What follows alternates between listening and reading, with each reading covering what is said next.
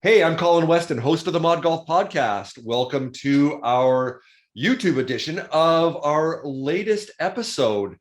And my guest this time is Jim Plumb, who is the co-founder of FORE.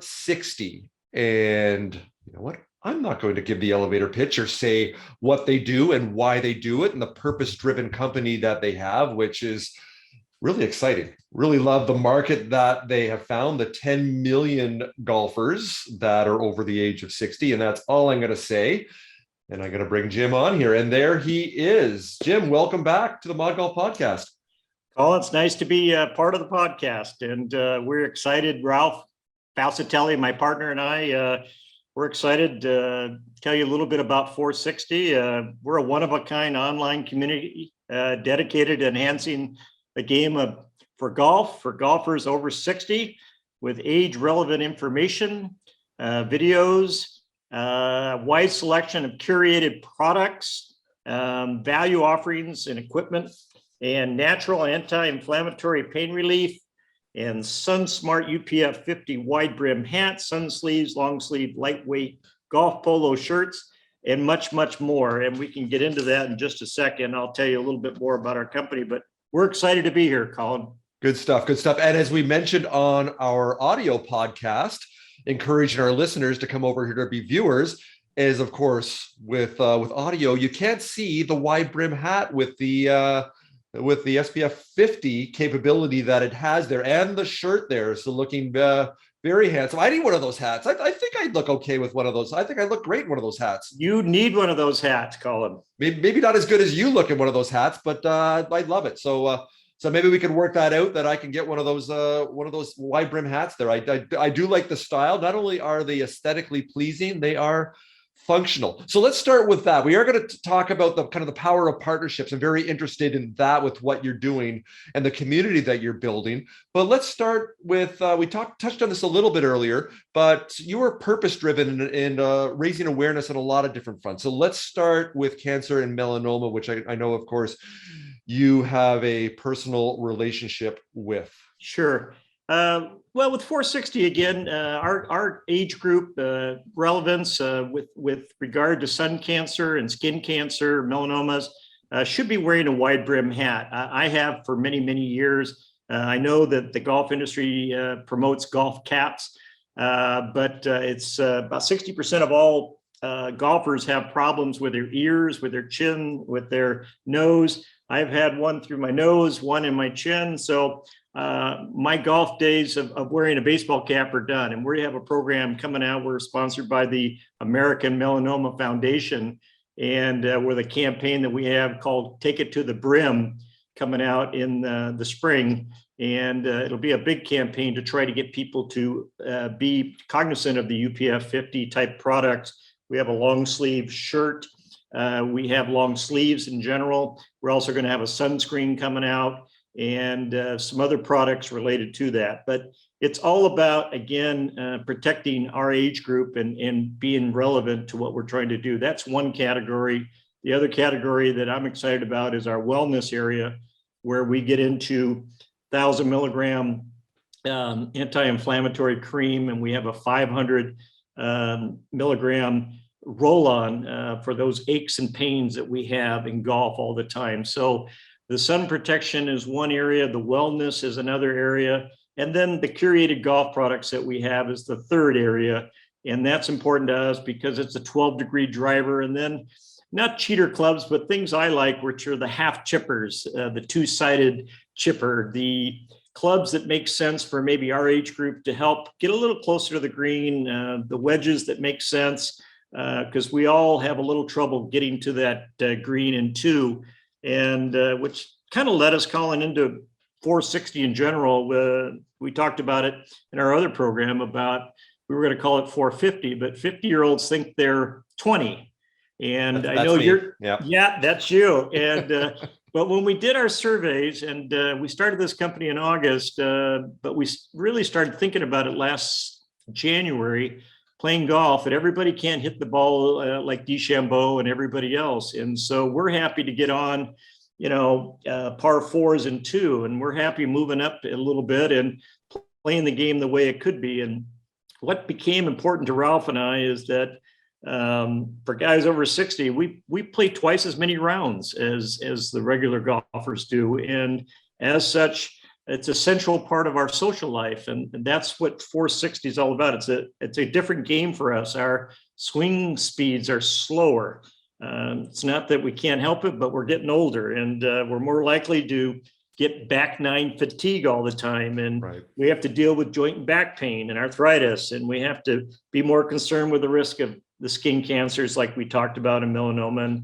And so again, we're out in the sun 4 to 5 hours a day. So we have to be pretty cognizant of those things. And I don't think a lot of people are. I was down at the golf course yesterday, and again, it was a percentage of baseball caps to wide brim hats was probably 90% baseball caps. And I just kind of fringe every time I see that. But, you know, we're a kind of a neglected lot, the 60 and over. And you and I can talk about it as in the golf industry, they exploit the young studs and their ability to hit 350-yard drives. And again, as we talked, we're happy to get a par here and there and get on the green in regulation. So again, we started this company to create a unique community that spoke differently to golfers 60 and over. Their joy of the game, their constraints, like we talked about, the slower swing speed, their concerns, the sun, and provide solutions like our wide brim hats and the 12-degree drivers and so forth. So in a nutshell, that's what 460 is all about, Colin. Yeah, love it. And you touched on a lot of things there, Jim. And playing it forward, especially men with our egos. I don't want to play from the forward tees like I never used to, but you enjoy the game more. You hit more greens, have more birdie putts, make more pars, get a lower score, get a bigger smile on your face. And we touched on this, Jim, that an early episode we had a couple of years ago was with a senior agronomist with the USGA, and that is Larry Gahuli with the Tee It Forward program. So I'll include the link down below, not only with the episode, the conversation Jim and I had earlier here with 460, but also with Larry also, if you want to go back and give that a listen, because that's a program that makes us so much sense to enjoy the game more, especially as we get older and swing speeds decline a little bit. So I also want to segue into one of the other things you talked about, all the products that you have that are aligning with the needs and quite literally the pain points, pardon the pun, when it comes to arthritis and the opportunities and gaps there in the marketplace. So I wanted to talk to you about this because I speak with a lot of first-time entrepreneurs, wantrepreneurs, people that are wanting to be entrepreneurs or just starting out, and they always think, I need to create something new that's never been done before, this blank piece of paper to start from there. And you and I both understand that's not necessarily the way you need to work. You need to bring in these other elements, these other opportunities, these other trends, and reformulate or package those together and align that with your audience, with what you're doing. So I would love you to share with us, Jim, how you and Ralph with 460, with the products you have, whether it's the 12-degree driver or the two-sided chipper or the putter you're bringing on and the creams, you're not making these products yourself.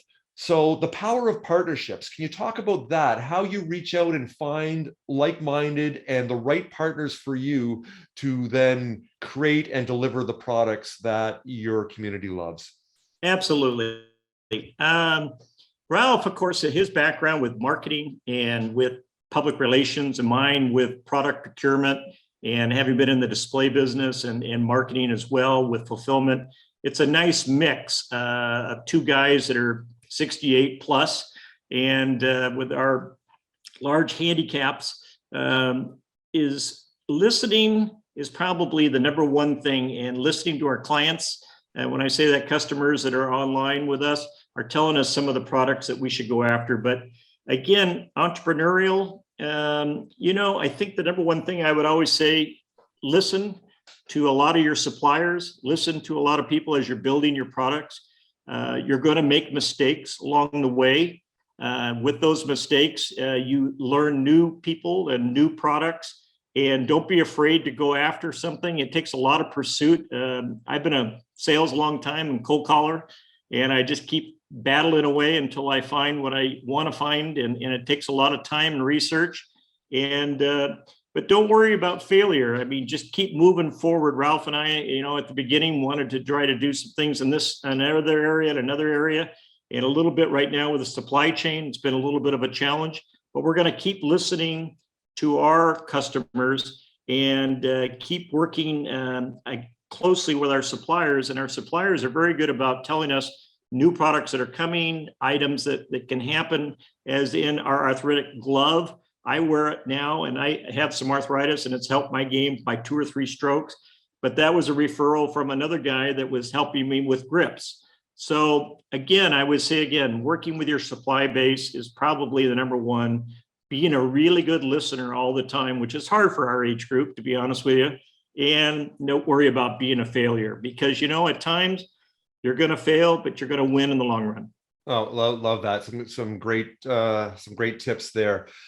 And what I love what you and Ralph are doing here is the community that you're building and the connectivity and the purpose you have behind what you're doing ties into one of the earlier things we talked about too. And that's as far as staying active and staying engaged and staying relevant and having that purpose that, especially as men, as a lot of guys my age and probably your friends too, they close in upon themselves and they don't reach out. My wife and women seem to be very, very good as far as watering their garden with their friends, of keeping those relationships going.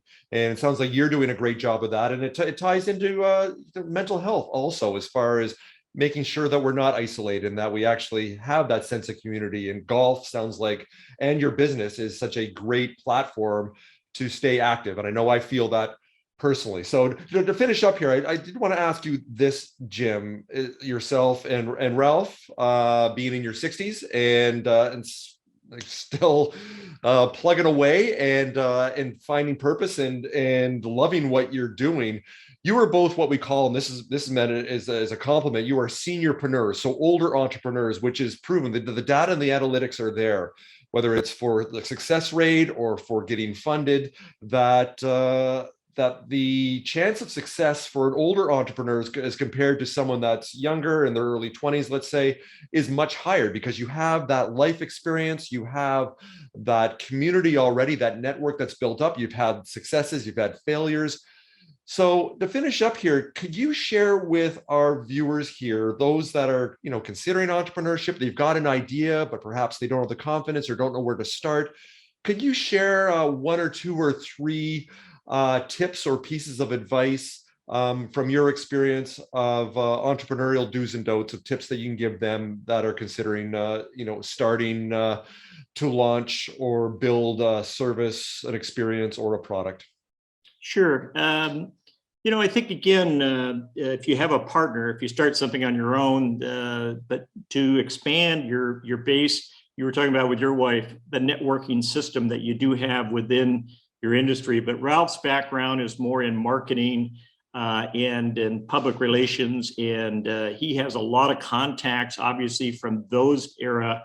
And I have a lot of contacts from the procurement side and in the golf industry. And so one, I would say, find your love in whatever it is and stay with it. Our love of golf, but our love of industry and business, we're not afraid to go after something new. We're also learning as we go. And a little bit of our frustration in the supply chain right now in the golf industry has been a real challenge for us. But it's really finding the right partners.